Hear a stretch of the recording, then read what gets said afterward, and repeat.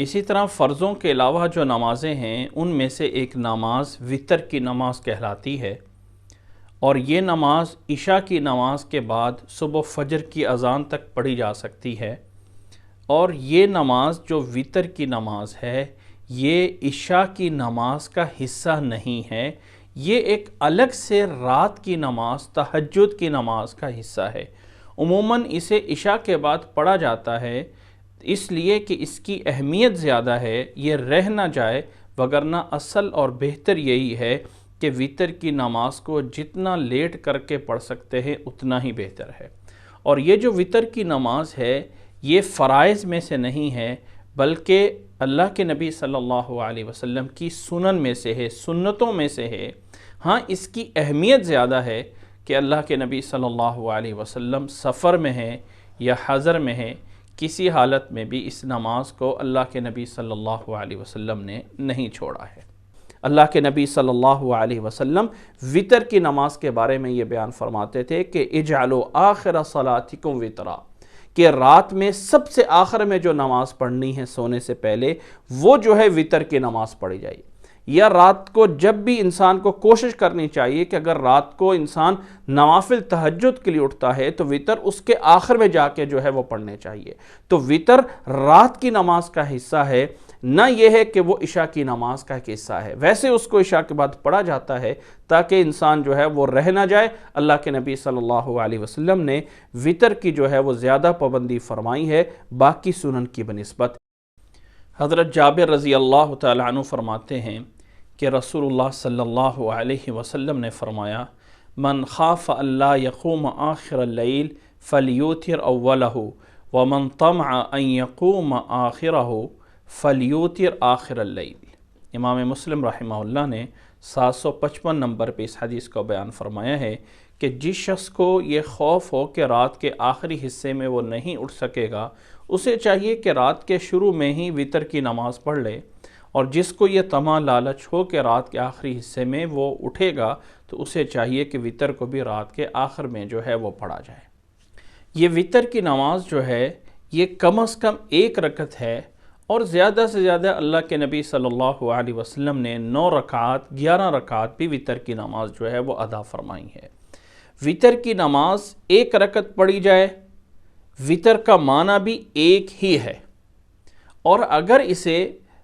3 رکعات پڑھے جائے یا 5 رکعات یا 7 رکعات یا 9 رکعات،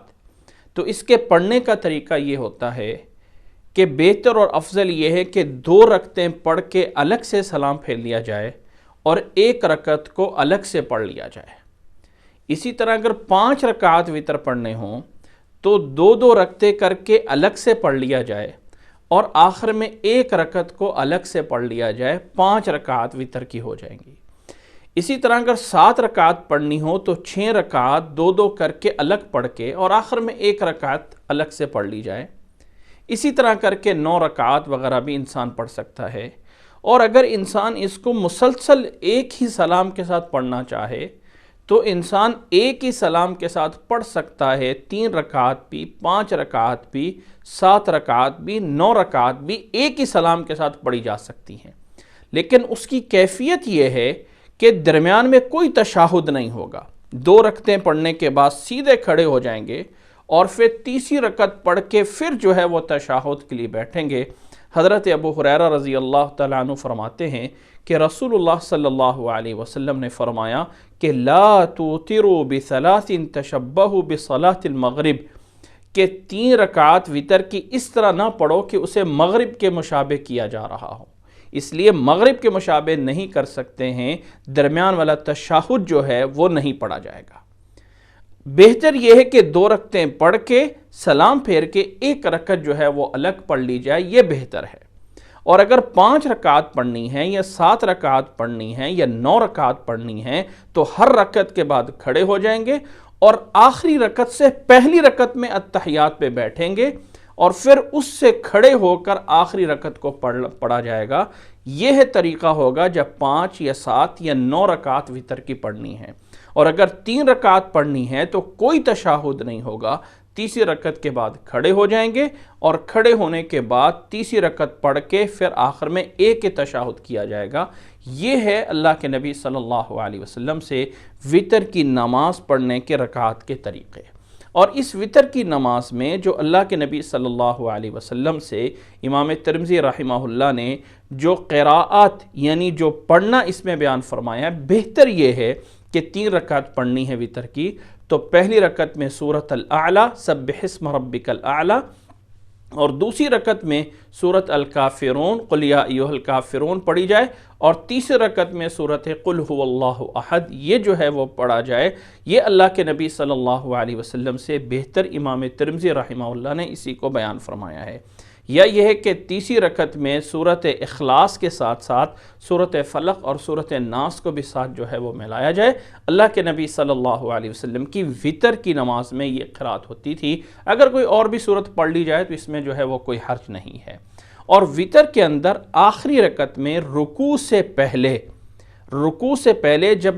قراءات سے فارغ ہو جائیں تو اس وقت اللہ کے نبی صلی اللہ علیہ وسلم سے ایک وتر کی دعا پڑھنا ثابت ہے۔ حضرت حسن بن علی رضی اللہ تعالی عنہما فرماتے ہیں، حضرت حسن رضی اللہ تعالی عنہ کہ علمنی رسول اللہ صلی اللہ علیہ وسلم کلمات اقولہن فی الوتر،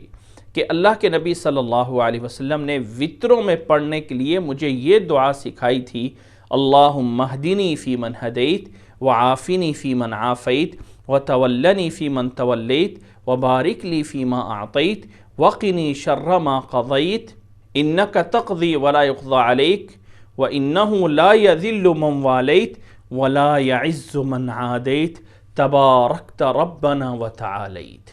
اور یہ دعا نبی صلی اللہ علیہ وسلم سے صرف یہاں تک ہے، اس میں کچھ اور بھی الفاظ بیان کیے جاتے ہیں، لیکن جو مسنون دعا ہے وہ اللہ کے نبی صلی اللہ علیہ وسلم سے صرف یہاں تک اور اتنی ہی ہے۔ جو وتر میں اللہ کے نبی صلی اللہ علیہ وسلم سے امام ابو داود نے 1425 نمبر پہ اس کو جو ہے وہ بیان فرمایا ہے، تو یہ والی دعا رکوع سے پہلے قراءات پوری کر کے بغیر ہاتھ اٹھائے ہوئے، بغیر کوئی اور عمل کیے ہوئے، سیدھا قراءات کے بعد اس دعا کو پڑھا جائے، اور بہتر اور افضل یہ ہے کہ آہستہ خاموشی ہی سے اس کو دعا کو پڑھا جائے، اور پھر اللہ اکبر کہہ کے ہاتھ اٹھا کے رکوع میں جو ہے وہ چلے جائیں۔ اس طرح کر کے نماز کو پورا کر لیا جائے۔ اور یہ بھی جائز ہے کہ آخری رکوع کے بعد کھڑے ہو کر پھر جو ہے اس دعا کو پڑھا جائے، اور رکوع کے بعد جب کھڑے ہو کر یہ دعا پڑھی جائے گی تو پھر اس وقت اجازت ہے جو بھی دعائیں پڑھی جائیں، کیونکہ پھر وہ قنوت نازلہ کی جاتی ہے۔ قنوت نازلہ میں رکوع کے بعد بہت ساری دعائیں، جو بھی انسان دعائیں چاہیں وہ کر سکتا ہے، وہ وتروں کے اندر رکوع کے بعد ہوگا۔ رکوع سے پہلے اگر دعا پڑھنی ہے تو وہ صرف یہ دعا پڑھی جائے گی، اور رکوع کے بعد اگر یہ قنوت کرنا ہے تو پھر جو ہے وہ کوئی بھی دعائیں جو ہے وہ پڑھ سکتے ہیں، جس میں یہ دعا بھی پڑھ سکتے ہیں۔ اور یاد رکھیں کہ بہتر یہ ہے کہ رکوع سے پہلے اس دعا کو پڑھا جائے، یہ ہے اصل وتر، اور رکوع کے بعد جو دعائیں ہوتی ہیں وہ قنوت نازلہ کی کیٹیگری میں چلی جاتی ہیں، اس طرح بھی جو ہے وہ جائز ہے، لیکن بہتر رکوع سے پہلے ہی ہے۔ اور یہ بھی بات ذہن میں رکھ لیں کہ یہ دعا ایسا نہیں ہے کہ یہ دعا اگر نہیں پڑھی جائے گی تو وتر نہیں ہوں گے، نہیں، اگر یہ دعا نہ بھی پڑھی جائے تو تب بھی وتر ہو جائیں گے۔ اللہ کے نبی صلی اللہ علیہ وسلم نے اپنے وتروں میں اس دعا کو پڑھا بھی ہے اور نہیں بھی پڑھا ہے، اگر جان بوجھ کے بھی چھوڑ دیں تو تب بھی وتر کی نماز جو ہے وہ شمار ہو جائے گی۔ وتر کا معنی صرف یہ ہے کہ طاق پڑھنا، 1 3 5 7 9 پڑھنا، یہ وتر کا مفہوم ہے۔ دعا نہ بھی پڑھی جائے تو وتر پھر بھی ہو جائیں گے۔ ہاں، بہتر اور زیادہ ثواب یہ ہے کہ دعا کو جو ہے وہ پڑھا جائے۔ اللہ تعالی ہمیں سمجھنے کی توفیق عطا فرمائے۔